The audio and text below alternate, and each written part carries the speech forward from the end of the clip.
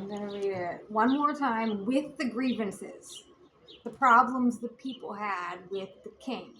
Okay? Okay. The Declaration of Independence, Congress, July 4th, 1776, the unanimous declaration of the 13 United States of America, when in the course of human events it becomes necessary for one people to dissolve the political bands which have connected them with another, and to assume among the powers of the earth the separate and equal station to which the laws of nature and nature's God entitle them. A decent respect to the opinions of mankind requires that they should declare the causes which impel them to the separation. We hold these truths to be self-evident, that all men are created equal, that they are endowed by their Creator with certain unalienable rights, that among these are life, liberty, and the pursuit of happiness, that to secure these rights, governments are instituted among men, deriving their just powers from the consent of the governed, that whenever any form of government becomes destructive of these ends, it is the right of the people to alter or abolish it, and institute new government, laying its foundation and such principles, and organizing its powers in such form as to them shall seem most likely to affect their safety and happiness.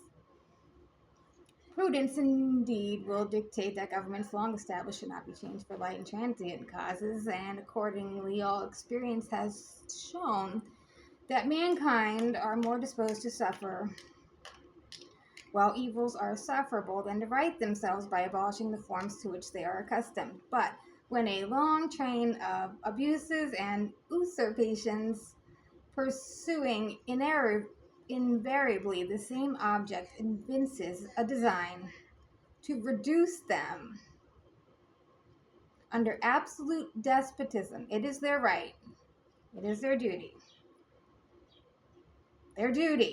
to throw off such government and to provide new guards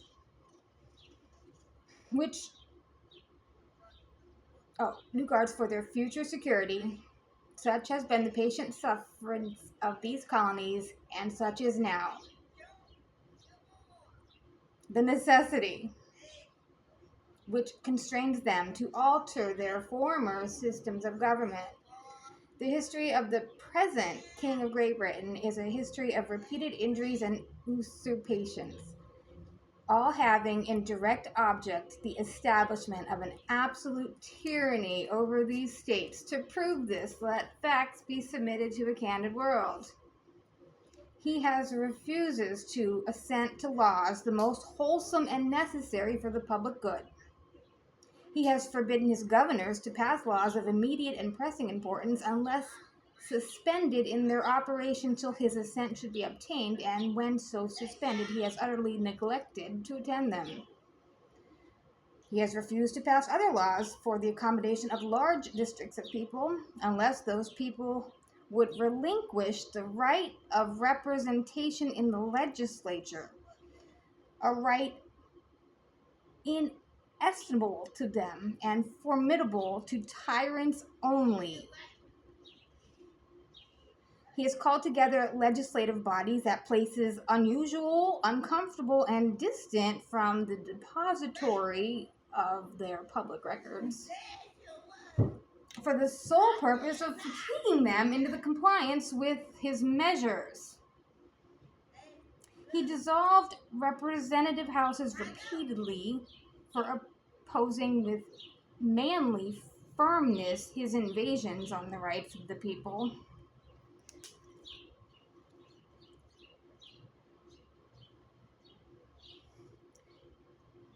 The king dissolved representative houses repeatedly for opposing manly firmness. With manly firmness his invasion. Fighting? He has refused for a long time after such dissolutions to cause others to be elected. Wow. Whereby the legislative powers incapable of annihilation, have returned to the people at large for their exercise. The state remaining in the meantime exposed to all the dangers of invasion from without and convulsions within. He has endeavored to prevent the population of these states, for that purpose obstructing the laws for naturalization of foreigners, refusing to pass others to encourage their migrations hither, and raising the conditions of new appropriations of lands. He has obstructed the administration of justice by refusing his assent to laws for establishing judiciary powers. He has made the judges dependent on his will alone for the tenure of their offices and the amount of payment of their salaries. He has erected a multitude of new offices and sent hither swarms of officers to harass our people, eat our substance. He kept among us in times of peace standing armies without the consent of our legislature. He has affected to render the military independent of and superior to civil powers. He has combined with others to subject us to a jurisdiction foreign to our Constitution and unacknowledged by our laws, giving his assent to their acts of pretended legislation, for quartering large bodies of armed troops among us, for protecting them by a mock trial. Oh my God. Okay. For protecting them by a mock trial from punishment for any murders which they should commit on the inhabitants of these states, for cutting off our trade with all parts of the world, for imposing taxes on us without our consent, for depriving us in many cases of the benefits of trial by jury, for transporting us beyond seas to be tried for pretended offenses, for abolishing the free system of English laws in a neighboring province, establishing therein an arbitrary government and enlarging its boundaries so as to render it at once an example and fit instrument for introducing the same absolute rule into these colonies, for taking away our charters, abolishing our most valuable laws, and altering fundamentally the forms of our government, for suspending our own legislatures and declaring themselves invested with power to legislate for us in all cases whatsoever. He has abdicated government here by declaring us out of his protection and waging war against us. He has plundered our seas, ravaged our coast, burnt our towns, and destroyed the lives of our people. He is at this time transporting large armies of foreign mercenaries to complete the works of death, desolation, tyranny, already begun with circumstances of cruelty and perfidy, scarcely paralleled in the most barbarous ages and totally unworthy of the head of the civilized nation. These are some very serious grievances. He has constrained our fellow citizens taken captive on the high seas to bear arms against their country, to become the executioners of their friends and brethren, or to fall themselves by their hand. He has exited domestic insurrections among us and endeavored to bring on the inhabitants of our frontiers, the merciless Indian savages, whose known rule of warfare is an undistinguished destruction of all Yeah, all, it says all ages, sexes, and conditions. Mm. In every stage of these oppressions, we have petitioned for redress in the most humble terms. Our repeated petitions have been answered only by repeated injury. A prince whose character is thus marked by every act which may define a tyrant is unfit to be ruler of the free people. Free people.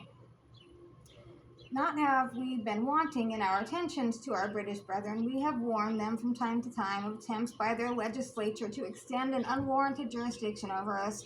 We have reminded them of the circumstances of our emigration and settlement here. We have appealed to their native justice and magnanimity, and we have conjured them by the ties of our common kindred to disavow these usurpations which would inevitably interrupt our connection and correspondence. They too have been deaf to the voice of justice and consanguinity. We must therefore acquiesce in the necessity which denounces our separation and hold them, as we hold the rest of mankind, enemies in war. In peace, friends. We, therefore, the representatives of the United States of America in General Congress assembled, appealing to the Supreme Judge of the world for the rectitude of our intentions due in the name and by the authority of the good people of these colonies, solemnly publish and declare that these united colonies and the right ought to be free and independent states, and they are absolved from all allegiance to the British Crown, and that all political connection between them and the state of Great Britain is and ought to be totally dissolved, and that as free and independent states they have full power to levy war, conclude peace, contract alliances, establish commerce, and to do all other acts and things which independent states may of right do.